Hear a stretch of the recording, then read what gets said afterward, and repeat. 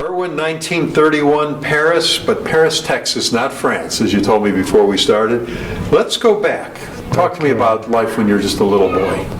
Well, the first thing, in a small town, my mother told me I was born on June 25th. But when I got my Social Security card, it turned out to be June 26th. So the rest of my career, I've had to deal with either the 25th or 26th, so whichever you like works okay. Yeah. My father came from Russia. My mother came from Lithuania. They met, my father was a traveling salesman. They met in Dallas and they moved to Paris. And as usual, my father started a dry goods store. And he had a store in Oklahoma and a couple of towns in Texas. And after a number of years, he sort of worked himself into bad health. And he went to Mayo's and they said, you need to get in another business. So they moved to Dallas in 1937. Now, did your grandparents come too, or just your parents individually? Just my parents. So did you ever know your grandparents? No, I did not. No. Okay. Now, did your parents, they didn't come together? They came separately? They met in Dallas. They met in Dallas. Right. Did your dad or mom ever tell you about their travels coming here alone? My father's favorite story was he left Russia in a ox cart, and he actually flew in a jet. So that's quite a history. And my mother came through Galveston with a number of people, and a man here, Harry Harris, came from the same town, and he drove to Galveston and met my mother and her sisters, and brought them to. They came to Dallas and lived here, and then my mother and father met. No other family came with them? No. What was their decisions, to come to the United States? Well, my father came first to New York. He had some brothers, and then I guess went west to pursue his career. And my mother came with her sisters, and they were cousins in a small town somewhere, and also in Dallas. And so they had some relationships when they came here. So they came because of the opportunities Right, America presented. No question. Okay. Yeah, there were a number of pogroms in Russia that my father talked about, and so that had a lot to do with it. Well, let's go back now. It's the 30s. It's around Depression time. Did that affect your family when you were born? With The Great Depression? Well, my father said living in a small town was the best place to be in the Depression. So we lived in Paris, and there were only 3 Jewish families there. And actually, the Siegels, one of the girls, they both live here. The older sister was married to Andy Zilberman, and the younger sister, I can't remember. But anyway, we got here, and of course, one of the reasons we came, my dad said, you gotta get a better Jewish education in a big town, because there was no Jewish community there in Paris. So I went to John Henry Brown School when we lived in South Dallas. I'm an alumni of Mr. Levine's Hebrew School, which a number of local people, we lived in South Dallas, and Harold Kleinman was a friend of mine then. One of the reasons we moved to Dallas, my dad talked about a Jewish education, so he checked out all the congregations, and so I ended up being bar mitzvah at Shearith Israel and confirmed at Temple, so I had a little bit of, he thought the Sunday school was better at Temple, but we belonged to Shearith Israel, so I had a double dip. We migrated north like the rest of the Jewish community, and I went to Highland Park High School, and my friends were David Frankfurt and Danny Tobias, Louis Lefkowitz, Buddy and Dick Rosenthal, and Max Tonkin. And what did you guys do for fun when you were in high school? Well, on Sundays we used to go to Sunday school, and we went to Fair Park. We used to go ice skating, and that's how I learned to ice skate. And we went to a lot of movies in those days. Downtown Elm Street had all the movie theaters, and of course there were athletics at high school and all. Well, there was a small Jewish group at the Highland Park, and there was very little anti-Semitism or discrimination. A very nice place to grow up. Now, before high school, when you were younger, around 10 years old, World War II broke. My dad used to drive out on Sundays. We used to go for rides, and we drove into a gas station, and of course they told us that the Japanese had bombed Pearl Harbor. So you remember what you did in those times. Was there any fear to you when that happened? Because you were just about 10 years old. Do you remember what your folks were saying about it? Not particularly. We were, the Jewish community in South Dallas was a homogenous group, and so I was very comfortable growing up. Remember getting your first car? Yeah, I actually, when I was in high school, nobody had cars. There were a few people that had them, and I actually didn't get a car till my sophomore year in college, actually. Yeah. But some of my friends had them. When I went to Boston to MIT, they used to say you make good friends if you don't have a car, because then you have to depend on everyone else. Boston was an interesting experience coming from Texas. Actually, I was interested. My father became a real estate investor, and I was always interested in building. And so at that time, there were two schools that had instead of civil engineering, they had a course directed toward building engineering and construction. One was Rice, which I was accepted at, and then MIT, and I decided that I'd go for up east, a whole new experience. And I was very lucky. I joined a Jewish fraternity that had the highest grade average, and there were a lot of boys there from the West, which was good. My closest friends were from California and St. Louis, and of course there was all the Eastern group too, And but it was a terrific 4 years, and it made a big difference in my life. Now, it had to be culture shock to go First 6 east. months are a terror, and then everyone hits their stride. That's what I tell my children and my grandchildren. Some people hit their stride in high school, some in college, some in a career, and then some never. So I was very fortunate, and the second half of the year I sort of got my wings, and from then on it was very pleasurable, and it was demanding, but I wasn't worried about coming back to Dallas.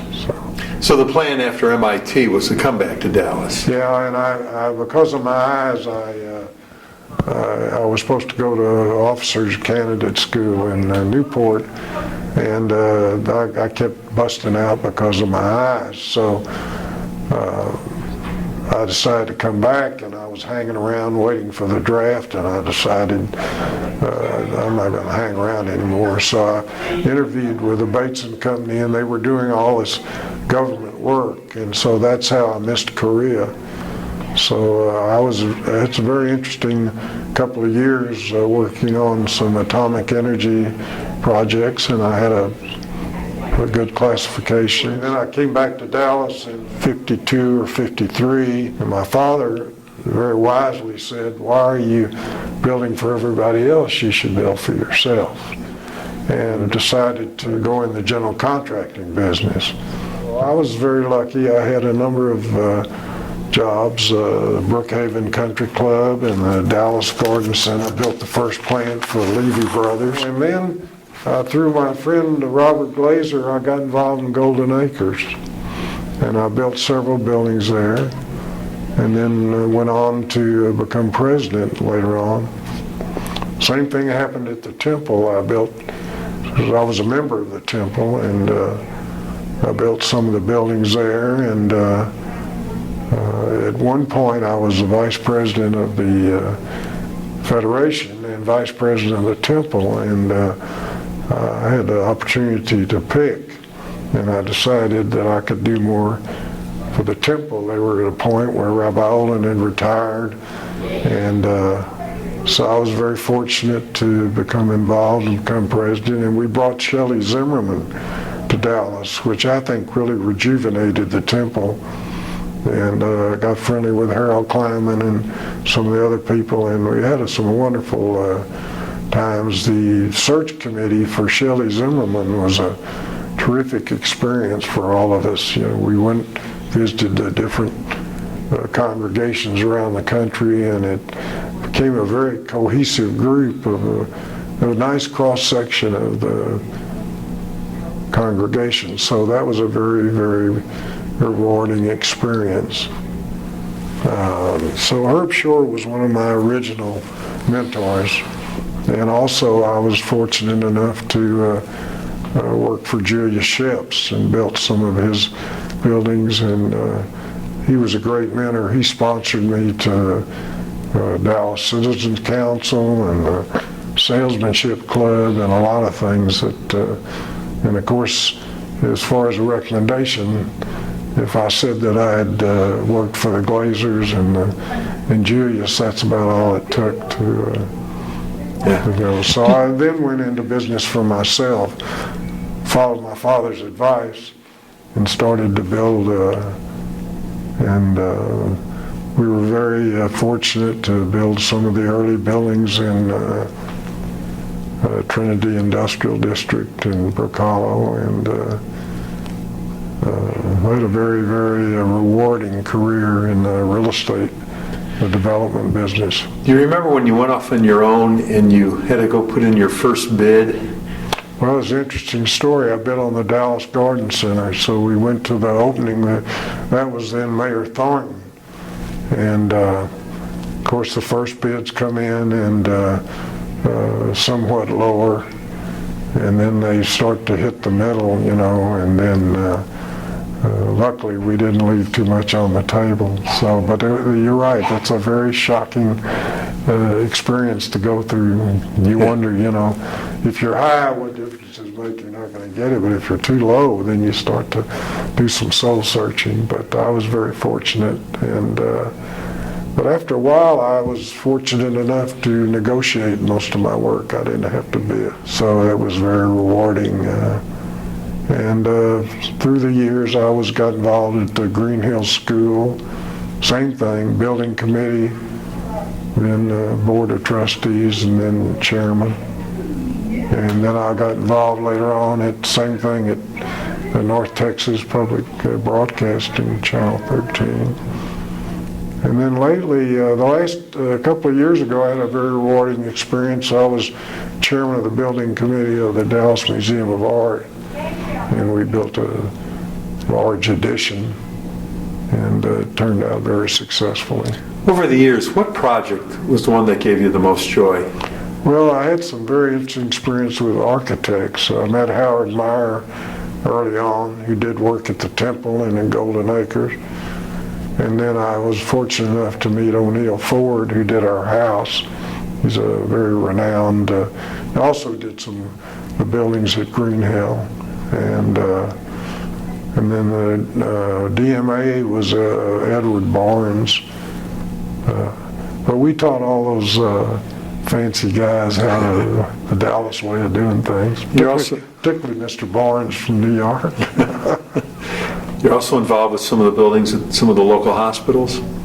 Yes, through Donnie Zale and my friend Vin Prothro, who had been chairman of the DMA, asked me to oversee the expansion of Zale Lipsche, and we had everything done, ready to go. We had the cranes ordered, and Donnie calls me one day and says, "I'm firing you." I said, "What do you mean?" He said, "We're buying St. Paul, and he said, we're going to shut down the Zale Lipsche expansion, and I want you to move up to St. Paul, and we want to refurbish the whole thing." So I got hired and refired in one day, which was pretty nice, and that was a very rewarding experience. And now I'm on the building that we're building a new university hospital, which will be terrific. Not Parkland, but the Southwestern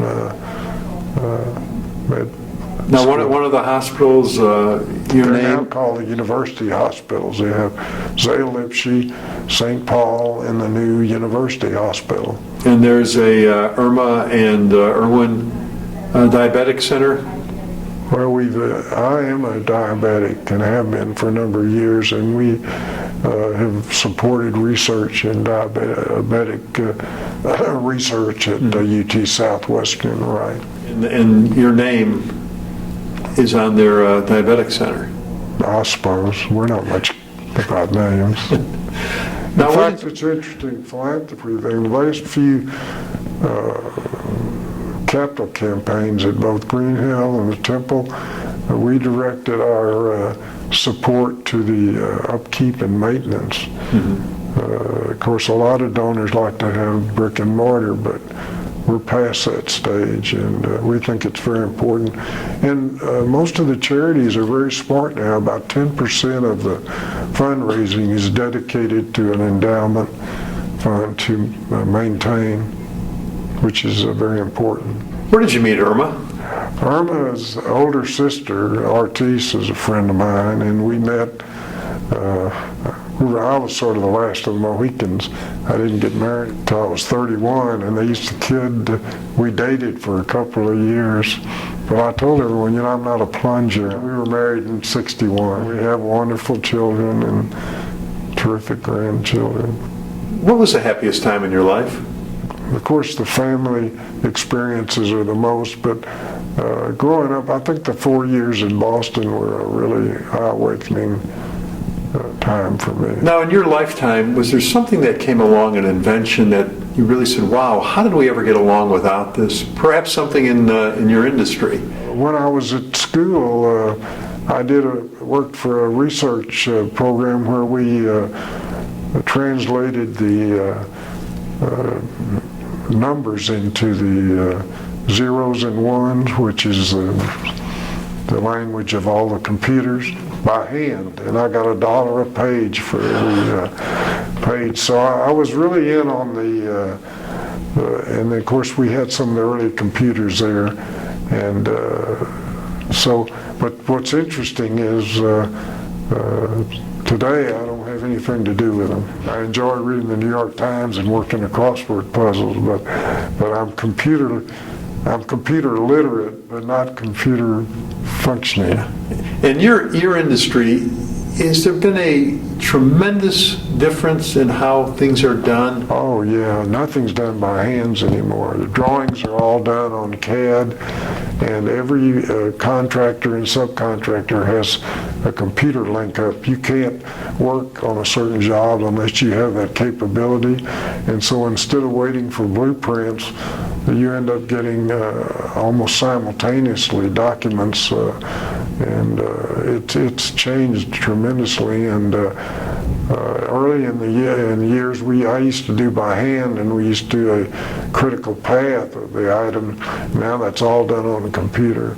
Yeah. In other words, if you have to pour concrete tomorrow and you don't do that, then it stops everything. It's a critical item. So there are certain things in the progress of a building that if they're not done sequentially, it blows the whole schedule. Yeah, so. yeah. How proud were your parents to know that you were going to MIT? My dad was very pleased. They were pleased. Of course, it was a different world. I mean, seniors, kid away, Yeah. But I was very fortunate. One of my roommates' mothers used to call and tell my folks that they were taking us to New York or somewhere, and it was it was a very nice relationship. And then one of my friends in California who drove early, used to drive to Dallas and pick me up, and then we'd go to St. Louis and then to Louisville, and and then head on to Boston. So it was a really wonderful experience for me. Now, in your lifetime, you've lived through so many momentous occasions. Of course, World War II, when you were a young boy, President Kennedy assassination, something good, the first moon landing in '69. Of course. Interesting story about President Kennedy. Bob Strauss had a bunch of banks, and he wanted me to build him he called me and my friend Harwood Smith, the architect, we were all friends, and he said, I've got to open a bank in 60 days or 90 days, and I need a bank on Lemon Avenue. So we got the idea. We bought 2 of those large trailers and wrapped them in brick, and 60 days later he opened for business. And at that time, Irma and I lived in a small apartment on Hood Street. So he landed at Love Field, and I said, I'm going to walk over to the parking lot of the bank and watch them go by. And so I walked over there, and they passed, and she looked gorgeous in her pink suit, and he was smiling, and then I came back home for lunch, and by the time I got home for lunch, I heard that he had been. In fact, I was supposed to go to that luncheon at the Trade Center, but I decided not to go that morning. So that was quite an experience, a personal experience. And I remember we had a job in Memphis, and I called over there that afternoon, and when I to talk to someone, and when I said I was from Dallas, Texas, the operator hung up on me. Recently, they've redone Rabbi Olin's sermons, and I was privileged to get to know him when I was president.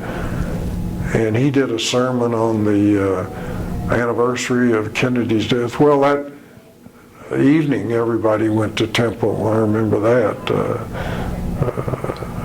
Everybody felt, I guess, that was a place we could, recuperate. But this sermon that he gave emphasized the bad things that had gone on in Dallas, and the fact that we were too busy about Big D and not enough about education and the homeless and so forth. He was a terrific inspiration. I used to have lunch with him once a month, and I would take Henry Schlinger with me because I was nervous about what I could talk about. He was such a wise guy. And a couple of funny stories. The other funny one was that on Sunday morning they had a wonderful radio program, and they used to say that all the Baptist ministers listened to his radio program on the way to church so they'd get ideas for their sermons. And when we were looking for Rabbi Zimmerman, he said to me one time, he said, Irwin, when you go to these towns, he said, don't just talk to the temple leaders. He said, talk to your real estate friends. They'll tell you you're the best rabbi. Yes. So he was a wonderful man, a great inspiration. I was fortunate to. For a point of reference. He married Irma and I also, which was interesting. Okay, what temple was he with, for a point of reference? Emanu-El. Okay, just we want to get that in. And he was a regent of the University of Texas. He was quite an influential leader. Now you and Irma have a son and a daughter. Right. And 4 granddaughters. Right. They're terrific. What advice does Granddad have for the next generation? Well, I have a few things that I try to tell them. One is to surround yourself with the very best people you can. And when you get on into your career, don't worry about the money. And of course, the thing that everybody talks about is you have to try, if you're lucky enough to find something that you not only like but have a passion for, I think you'll be 50% successful already. In our generation, a lot of my friends were compelled either to go into family business or whatever, and some of them were very unhappy. And so it's nice to be able to go out on your own and do your own thing. And I feel my son enjoys medicine, and my daughter's had a wonderful career in the art business. She went to the University of Texas and took an art history course. So one summer she decides that she and a friend will go to New York to NYU. They had an art course. And so at the end of the summer she said, I think I'd like to stay in New York. And I said, fine, get a job. So she had done some work on a book for one of her professors, and sure enough, she got a wonderful job with the art gallery, and of course came back to Dallas, and Stanley Marcus was a partner and good friend of mine, and she was looking around at what to do, and she went to see him, and he said, Neiman's has bought all my art. And he said, they don't know what they have. I said, I think they should hire you to inventory and curate the art. And that started 21 years ago as a part-time job. And now she does all the art in the stores and has a successful career. And my son decided to go into medicine, which was interesting. I think a lot of it, we were very friendly with Gene Frankel, who is a professor at Southwestern, and he had Doug worked in a lab one summer, and then he worked one summer at Brigham and Women's Hospital in Boston through Gene's introducing him, and so of course then he went to Duke and Baylor Medical School and Yale, and so he's had a very successful career.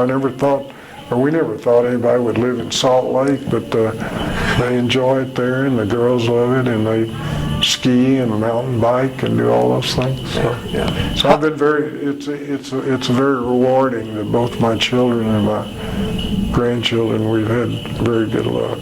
And how have you seen the Jewish community in Dallas grow over the years? Well, it's interesting. For instance, in the Federation, years ago, all the Temple leadership was very involved, and then through the years, it moved to Shearith Israel, and then recently some of the Temple piece. So it's changed a lot, and of course, Julius Sheps was a fabulous mentor to me, and the Glazer family. I mean, there are a lot of people that I've been very fortunate to and privileged to, both work for and know and be involved in. I mean, we had a small group at Golden Acres for years with Dr.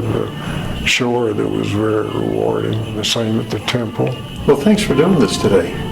I'm really doing this because of Irma, and I hope that Rebecca and Rachel and Isabel and Anna, that you'll enjoy some of these stories. Thank you.